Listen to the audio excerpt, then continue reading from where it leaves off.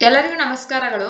ಈ ದಿನ ನಾವು ಜೂನ್ 3 ಮತ್ತು 4ರ ಪ್ರಚಲಿತ ವಿದ್ಯಮಾನಗಳ ಆಧಾರಿತ ಪ್ರಶ್ನೋತ್ತರಗಳ ಬಗ್ಗೆ ತಿಳಿದುಕೊಳ್ಳೋಣ. ಆದ್ದರಿಂದ ವಿಡಿಯೋವನ್ನ ಕೊನೆವರೆಗೂ ವೀಕ್ಷಿಸಿ.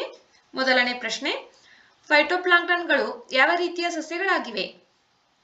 ಇವು ಸಮುದ್ರದಲ್ಲಿನ ಸೂಕ್ಷ್ಮ ಸಸ್ಯಗಳಾಗಿವೆ.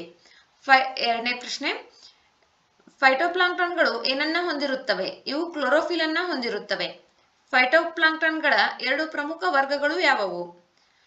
ಡೈನೋಪ್ಲಾಜಿಲೆಟ್ಗಳು ಮತ್ತು ಡಯಾಟಮ್ಗಳು. ಇವು ಫೈಟೋಪ್ಲಾಂಕ್ಟನ್ಗಳ ಎರಡು ಪ್ರಮುಖ ವರ್ಗಗಳಾಗಿವೆ. ಫೈಟೋಪ್ಲಾಂಕ್ಟನ್ಗಳು ಸಮುದ್ರದ ಜೀವಿಗಳಾದ ಸಿಗಡಿ, ಬಸವನ ಹುಳು ಮತ್ತು ಜೆಲ್ಲಿ ಮೀನುಗಳು ಸೇರಿದಂತೆ ಅನೇಕ ವ್ಯಾಪಕ ಶ್ರೇಣಿಯ ಸಮುದ್ರ ಜೀವಿಗಳಿಗೆ ಏನನ್ನ ಒದಗಿಸುತ್ತವೆ? ಫೈಟೋಪ್ಲಾಂಕ್ಟನ್ಗಳು ಸಮುದ್ರ ಜೀವಿಗಳಿಗೆ ಆಹಾರವನ್ನ ಒದಗಿಸುತ್ತವೆ. ಭೂಮಿಯ ಮೇಲಿನ ಆಮ್ಲಜನಕದ ಎಷ್ಟು ಪ್ರತಿಶತದಷ್ಟು ಫೈಟೋಪ್ಲಾಂಕ್ಟನ್ಗಳು ಉತ್ಪಾದಿಸುತ್ತವೆ? ಭೂಮಿಯ ಮೇಲಿನ ಆಮ್ಲಜನಕದಲ್ಲಿ ಎಷ್ಟು ಪ್ರತಿಶತದಷ್ಟು ಫೈಟೋಪ್ಲಾಂಕ್ಟನ್ಗಳು ಉತ್ಪಾದಿಸುತ್ತವೆ? ಆಪ್ಷನ್ಸ್ 10, 20, 50, 100. ಸರಿಯಾದ ಉತ್ತರ 50% ದಷ್ಟು ಆಮ್ಲಜನಕವನ್ನ ಫೈಟೋಪ್ಲಾಂಕ್ಟನ್ಗಳು ಉತ್ಪಾದಿಸುತ್ತವೆ. ಕೃಷಿ ನಿವೇಶ ಪೋರ್ಟಲ್ ಅನ್ನ ಆರಂಭಿಸಿದ ಸಚಿವಾಲಯ ಯಾವುದು? ಆಪ್ಷನ್ಸ್ ರೈಲ್ವೆ ಸಚಿವಾಲಯ, ಕೃಷಿ ಮತ್ತು ರೈತ ಕಲ್ಯಾಣ ಸಚಿವಾಲಯ, ಮಹಿಳಾ ಮತ್ತು ಮಕ್ಕಳ ಅಭಿವೃದ್ಧಿ ಸಚಿವಾಲಯ, ಯಾವುದೂ ಅಲ್ಲ. ಸರಿಯಾದ ಉತ್ತರ ಕೃಷಿ ಮತ್ತು ರೈತ ಕಲ್ಯಾಣ ಸಚಿವಾಲಯ. ನೆಕ್ಸ್ಟ್, ಕೃಷಿ ನಿವೇಶ ಪೋರ್ಟಲ್ ಅನ್ನ ಯಾವುದಕ್ಕೆ ಬಳಸಲಾಗುತ್ತದೆ? ಆಪ್ಷನ್ಸ್ ಕೃಷಿಯಲ್ಲಿ ಹೂಡಿಕೆಗಳನ್ನ ಉತ್ತೇಜಿಸಲು, ಸಬ್ಸಿಡಿ ದರದಲ್ಲಿ ಕೃಷಿ ಸಲಕರಣೆಗಳನ್ನ ವಿತರಿಸಲು, ರೈತರಿಗೆ ಕಡಿಮೆ ಬಡ್ಡಿ ದರದಲ್ಲಿ ಸಾಲವನ್ನು ನೀಡಲು. ಯಾವುದಕ್ಕೂ ಅಲ್ಲ. ಸರಿಯಾದ ಉತ್ತರ ಕೃಷಿಯಲ್ಲಿ ಹೂಡಿಕೆಗಳನ್ನ ಉತ್ತೇಜಿಸಲು. ರಾಯಗಢ ಕೋಟೆ ಯಾವ ರಾಜ್ಯದಲ್ಲಿದೆ? ಆಪ್ಷನ್ಸ್ ಮಹಾರಾಷ್ಟ್ರ, ಕರ್ನಾಟಕ, ತೆಲಂಗಾಣ, ಛತ್ತೀಸ್ಗಢ. ಸರಿಯಾದ ಉತ್ತರ ಮಹಾರಾಷ್ಟ್ರ. ರಾಯಗಢ ಕೋಟೆ ಯಾವ ಪರ್ವತ ಶ್ರೇಣಿಗಳಲ್ಲಿದೆ? ಆಪ್ಷನ್ಸ್ ಸಹ್ಯಾದ್ರಿ, ಅರಾವಳಿ, ಹಿಮಾಲಯ, ನೀಲಗಿರಿ. ಸರಿಯಾದ ಉತ್ತರ ಸಹ್ಯಾದ್ರಿ. ರಾಯಗಢ ಕೋಟೆ ಯಾವ ಎರಡು ನದಿಗಳ ಕಣಿವೆಯಿಂದ ಸುತ್ತುವರೆದಿದೆ? ಕಲ್ ಮತ್ತು ಗಾಂಧಾರಿ ನದಿಗಳ ಕಣಿವೆಗಳಿಂದ ಸುತ್ತುವರೆದಿದೆ.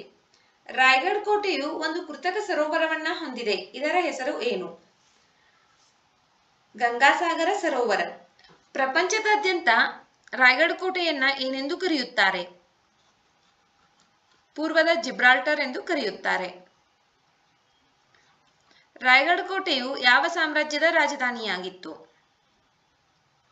ಮರಾಠ, ಚಾಲುಕ್ಯ, ಗುಪ್ತ, ರಾಷ್ಟ್ರಕೂಟ. ಸರಿಯಾದ ಉತ್ತರ ಮರಾಠ. ರಾಯಗಢ ಕೋಟೆಯನ್ನು ಛತ್ರಪತಿ ಶಿವಾಜಿ ಮಹಾರಾಜರು ಯಾವ ವರ್ಷದಲ್ಲಿ ಮರಾಠ ಸಾಮ್ರಾಜ್ಯದ ರಾಜಧಾನಿಯನ್ನಾಗಿ ಮಾಡಿಕೊಂಡರು? ಆಪ್ಷನ್ಸ್ 1547, 1647, 1747, ಯಾವುದೂ ಅಲ್ಲ. ಸರಿಯಾದ ಉತ್ತರ 1647. ದಿವಾಂಗ್ ನದಿಯು ಯಾವ ರಾಜ್ಯದಲ್ಲಿ ಹರಿಯುತ್ತದೆ? ಆಪ್ಷನ್ಸ್ ಅರುಣಾಚಲ್ ಪ್ರದೇಶ್ ಮತ್ತು ಅಸ್ಸಾಂ, ಸಿಕ್ಕಿಂ, ಮಣಿಪುರ್, ನಾಗಾಲ್ಯಾಂಡ್. ಸರಿಯಾದ ಉತ್ತರ ಅರುಣಾಚಲ್ ಪ್ರದೇಶ್ ಮತ್ತು ಅಸ್ಸಾಂ. ದಿವಾಂಗ್ ನದಿಯು ಯಾವ ನದಿಯ ಉಪನದಿಯಾಗಿದೆ?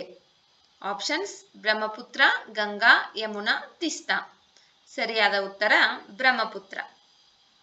ದಿವಾಂಗ್ ನದಿಯು ಬ್ರಹ್ಮಪುತ್ರ ನದಿಯ ಉಪನದಿಯಾಗಿದೆ. ಏಷ್ಯನ್ ಅಭಿವೃದ್ಧಿ ಬ್ಯಾಂಕ್ ಯಾವ ದಿನಾಂಕದಂದು ಸ್ಥಾಪಿಸಲಾಗಿದೆ?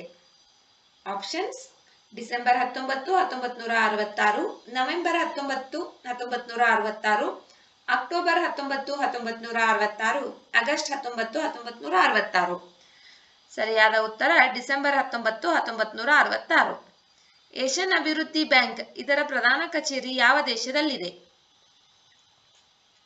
Philippines, Manila, Malaysia, Kuala Lumpur, Indonesia, Jakarta, Vietnam, Hanoi. ಸರಿಯಾದ ಉತ್ತರ ಫಿಲಿಪೈನ್ಸ್. ಮನಿಲಾದಲ್ಲಿ ಎಡಿಬಿ ಏಷ್ಯನ್ ಡೆವಲಪ್ಮೆಂಟ್ ಬ್ಯಾಂಕ್ನ ಪ್ರಧಾನ ಕಚೇರಿ ಇದೆ. ಏಷ್ಯನ್ ಡೆವಲಪ್ಮೆಂಟ್ ಬ್ಯಾಂಕ್ನಲ್ಲಿ ಹಣಕಾಸಿನ ಬದ್ಧತೆಯ ವಿಷಯದಲ್ಲಿ ಭಾರತವು ಎಷ್ಟನೇ ಸ್ಥಾನದಲ್ಲಿದೆ? 1ನೇ ಸ್ಥಾನದಲ್ಲಿದೆ. ಏಷ್ಯನ್ ಡೆವಲಪ್ಮೆಂಟ್ ಬ್ಯಾಂಕ್ 1966ರಲ್ಲಿ ಸ್ಥಾಪನೆಯಾದಾಗ ಎಷ್ಟು ಸದಸ್ಯ ರಾಷ್ಟ್ರಗಳನ್ನ ಹೊಂದಿತ್ತು?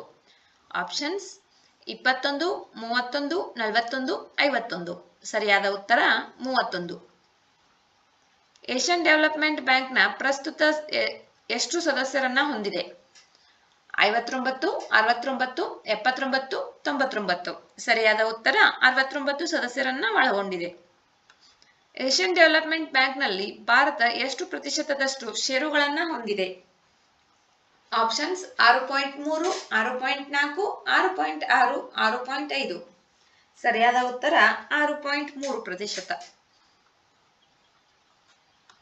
ನೆಕ್ಸ್ಟ್, ಏಷ್ಯನ್ ಅಭಿವೃದ್ಧಿ ಬ್ಯಾಂಕಿನ ಪ್ರಸ್ತುತ ಅಧ್ಯಕ್ಷರು ಯಾರು? ಮಸಾಟೋ ಕಾಂಡಾ. ಅಂತಾರಾಷ್ಟ್ರೀಯ ವಾಯು ಸಾರಿಗೆ ಸಂಘ ಯಾವ ವರ್ಷ ಸ್ಥಾಪನೆಯಾಯಿತು?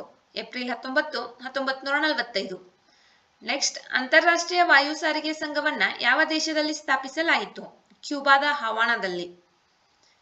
ಅಂತಾರಾಷ್ಟ್ರೀಯ ವಾಯು ಸಾರಿಗೆ ಸಂಘದ ಕೇಂದ್ರ ಕಚೇರಿ ಯಾವ ದೇಶದಲ್ಲಿದೆ?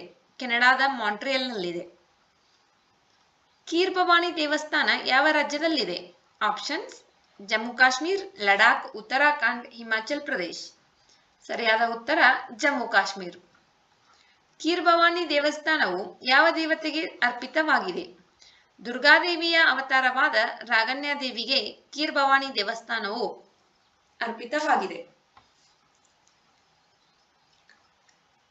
ಈ ವಿಡಿಯೋದಲ್ಲಿರ್ತಕ್ಕಂತಹ ಪ್ರಶ್ನೋತ್ತರಗಳಿಗೆ ಸಂಬಂಧಿಸಿದಂತೆ ಸಂಪೂರ್ಣ ಮಾಹಿತಿ ನಮ್ಮ ಚಾನೆಲ್ ನಲ್ಲಿರ್ತಕ್ಕಂತಹ ವಿಡಿಯೋದಲ್ಲಿ ಇದೆ.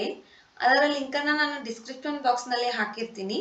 ನೀವೆಲ್ಲರೂ ಅದನ್ನ ವೀಕ್ಷಣೆ ಮಾಡಿ ಹೆಚ್ಚಿನ ಮಾಹಿತಿಯನ್ನ ತಿಳಿದುಕೊಳ್ಳಿ.